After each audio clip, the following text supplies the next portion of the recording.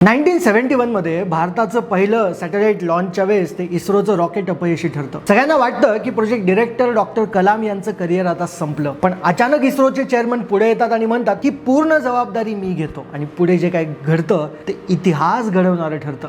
नमस्कार, मी Avinash Bhaskar Chate, corporate coach आणि team building coach म्हणून काम करतो. 1971 मध्ये इस्रोचं पहिलं म्हणजे SLV-3 मिशन पूर्णपणे अपयशी ठरतं. त्यावेळेसचे चेअरमन होते सतीश धवन. त्यांनी सगळी जबाबदारी स्वतःवरती घेतली आणि प्रोजेक्ट डायरेक्टर डॉक्टर कलाम यांना सुरक्षित ठेवलं. पण एक वर्षानंतर म्हणजे 1980s मध्ये SLV पुन्हा एकदा लॉन्च होतं आणि यावेळेस पूर्णपणे सक्सेसफुल होतं.